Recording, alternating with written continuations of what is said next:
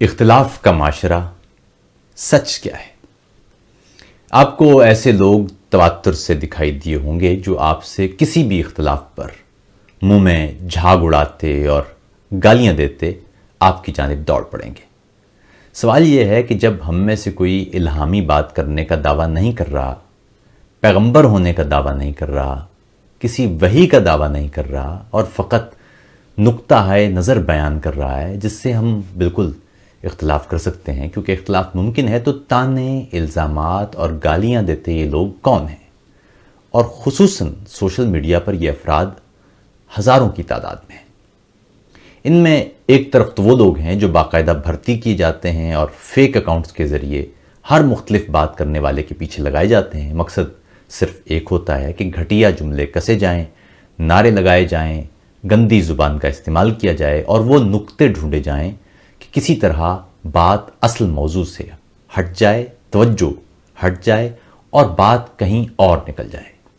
پھر ہمارے ہاں 70 برسوں سے سوال کرنے کے اور اعلیٰ گفتگو کرنے والے اذہان تو پیدا کیے نہیں گئے جو ایسے نوکری پیشہ ٹرولز کو روک سکیں۔ نتیجہ یہ نکلتا ہے کہ وہ بھی اس سستی نعرے بازی کا حصہ بن جاتے ہیں اور گفتگو جن لوگوں تک اصل میں پہنچنا سب سے زیادہ ضروری ہے انہی تک پہنچ نہیں سکتی۔ اسی لیے یہ ٹرولز رکھے جاتے ہیں۔ کچھ عرصے قبل فیس بک اور ٹویٹر نے پاکستانی فوج اور کچھ سیاسی جماعتوں کے ہزاروں فیک اکاؤنٹس بند کیے جن کو لوگوں کی ٹرولنگ اور جھوٹی معلومات مہیا کرنے کے لیے یا تخلیق کرنے کے لیے پیدا کیا گیا تھا۔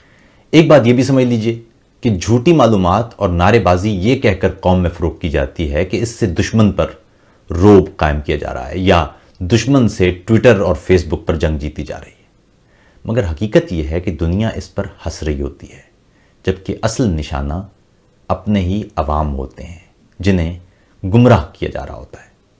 اس کی مثال یہ ہے کہ کچھ روز قبل میں نے ایک ویلاگ میں ان جعلی دفاعی تجزیہ کاروں کی بات کی تھی جن میں سے ایک 20 کلومیٹر دور ایٹم بم گرا رہا تھا، دوسرا اس کی توجیہ بیان کرتے ہوئے اسے اپنے ہی کسی شہر پر قبضہ ہو جانے کی صورت میں اپنے ہی ملک میں پھینکنے کے لیے کہ منصوبے سے پردہ اٹھا رہا تھا، اور تیسرا ایک سابقہ جرنیل لوگوں کو بتا رہا تھا کہ شاہین میزائل آواز کی رفتار سے 18 گنا تیز اڑ سکتا ہے اور اسرائیل کو جا کر 12 منٹ میں نیست و نابود کر سکتا ہے۔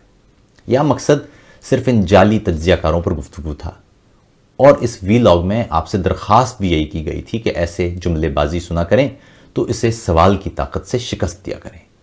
تاہم یہاں پیج پر مجھے ایک طرف اس پر تبصرے کرتے فیک اکاؤنٹ دکھائی دیے جو ان دنوں شاید انٹرنشپ پر کام کر رہے ہیں، اور دوسری جانب وہ افراد جو جعلی نعرے بازی کو بھی عین ایمان سمجھے بیٹھے ہوتے ہیں اور اس کے پیچھے پیچھے چل رہے ہوتے ہیں۔ اس ویلاگ کا مقصد میزائلوں یا ان کی موجودگی پر سوال نہیں تھا اور نہ ہی ان کے اہداف پر سوال تھا، کیونکہ یہ سوال تو تب پیدا ہوتا اگر سرکاری سطح پر ایسا کوئی دعویٰ کیا جاتا۔ موضوع تھا یہ جعلی دفاعی دکاندار۔ کوئی بھی شخص جو سادہ طبیات جانتا ہو وہ نہایت آسانی سے بتا سکتا ہے کہ ایک طرف اگر کسی میزائل کے بارے میں یہ دعویٰ کیا جائے کہ وہ درمیانے فاصلے تک مار کی صلاحیت والا ہے اور دوسری طرف یہ دعویٰ بھی کر دیا جائے کہ وہ آواز کی رفتار سے 18 گنا تیز اڑ سکتا ہے، تو اس کا مطلب یہ ہے کہ اس شخص کو نہ ہوا کی موجودگی کا پتہ ہے، نہ رگڑ کی قوت کا علم ہے اور نہ ہی وہ ایروڈائنمکس کو سمجھتا ہے۔ جو رفتار یہ بتائی جا رہی تھی، یہ رفتار تو بین البراعظمی میزائلوں کی ہو سکتی ہے جو کرۂ ہوائی سے پہلے بار پھینکے جاتے ہیں۔ خیر، دوسری بات، 20-30 کلومیٹر دور کوئی جوہری بم پھینکنے کی کہانی، اس کو سمجھنے کے لیے آپ خود سے ہی یہ سوال پوچھ سکتے ہیں کہ اگر کوئی ملک ایسا کوئی چھوٹا بم آپ کی فوج پر یا کسی سرحدی علاقے پر پھینکے اور 10-12 ہزار فوجی ایک دم مٹ جائیں تو کیا جواب میں ایسے ہی حملے کی توقع ہوگی یا بات مکمل جوہری حملے کی جانب بڑھ جائے گی؟ یہ تو سادہ سا کلیہ ہے۔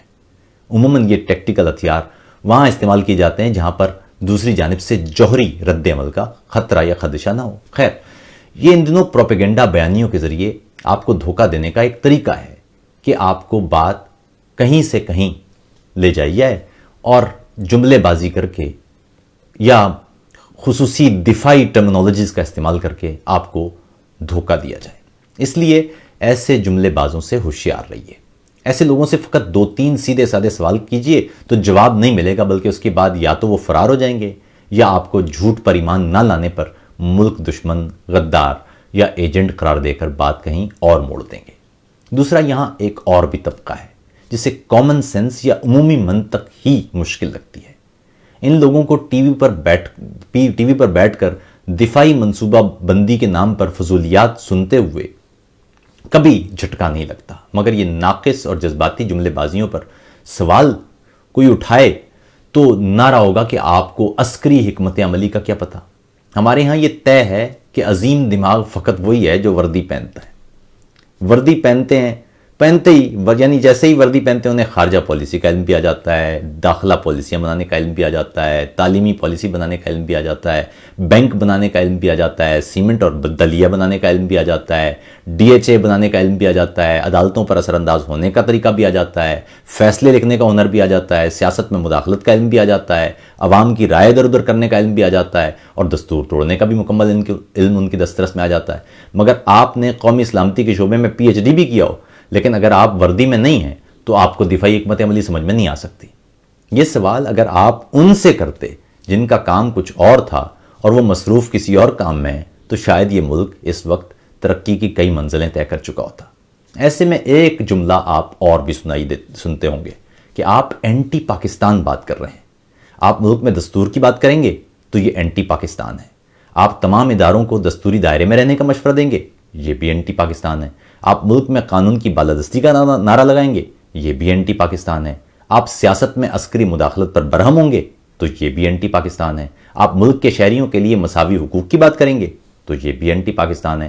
آپ کسی حکومتی پالیسی پر یا کسی حکمت عملی پر سوال کریں گے تو یہ بھی اینٹی پاکستان ہے۔ حتیٰ کہ آپ صرف پاکستان زندہ باد کا نعرہ لگائیں گے تو یہ بھی اینٹی پاکستان ہے۔ پھر ایک جملہ اور بھی آپ کو سننے کو ملے گا کہ کسی بھی تنقید کے لیے یہ وقت ٹھیک نہیں ہے۔ پاکستان کی 72 سال کی تاریخ میں اس سے زیادہ استعمال ہونے والا کوئی جملہ شاید ہی کسی نے سنا ہو۔ یہ واحد ملک ہے جہاں کسی خرابی کی جانب توجہ دلائی جائے تو وہی غلطی دہراتے ہوئے کہا جاتا ہے کہ تنقید کا یہ وقت درست نہیں ہے۔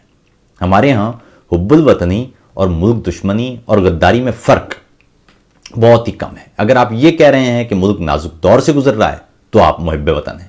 اگر آپ نے یہ سوال کیا کہ ملک نازک دور سے کیوں گزر رہا ہے تو آپ ملک دشمن ہیں۔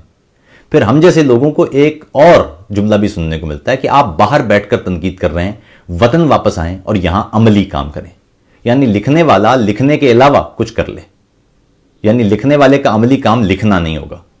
یہ اس ملک کی بدقسمتی ہے کہ جسے جو کام تفویض کیا جاتا ہے وہ وہی نہیں کرتا۔ جسے بندوق پکڑ کر سرحد پر کھڑا ہونا ہے وہ سیاست کر رہا ہے، جسے سیاست کرنا ہے وہ کاروبار کر رہا ہے، جسے کاروبار کرنا ہے وہ صحافتی ادارے چلا رہا ہے، جسے صحافت کرنا ہے وہ لوگوں کا ترجمان بنا ہوا ہے۔ یعنی میں بھی قلم ایک طرف رکھ دوں اور پاکستان پہنچ کر جلد سے شروع کر دوں۔ اور اس سے بھی بڑی بات، لکھنے والا کوئی بھی ہو، وہ اگر اپنا نقطہ نظر ظاہر کر رہا ہے تو ایسا کیوں ممکن نہیں کہ آپ اس سے سوال کریں اور حقائق کی بنا پر اس کا وہ موقف رد کر دیں۔ اختلاف علم کا منبع ہے اور اختلاف اس کائنات کا بنیادی اصول بھی ہے۔ کیا آپ نے کبھی سوچا ہے کہ اربوں کہکشاؤں اور کھربوں ستاروں میں کیوں کوئی دو ایک سے نہیں ہوتے؟ ایک ہی والدین کے دو بچے کیوں 100% ایک جیسے نہیں ہوتے؟ کیوں ایک ہی فیکٹری میں بننے والے دو گلاس یا مگ ایک سے لگنے کے باوجود 100% ایک جیسے نہیں ہوتے؟ کائنات اس سے ہمیں کچھ بتانا چاہ رہی ہے۔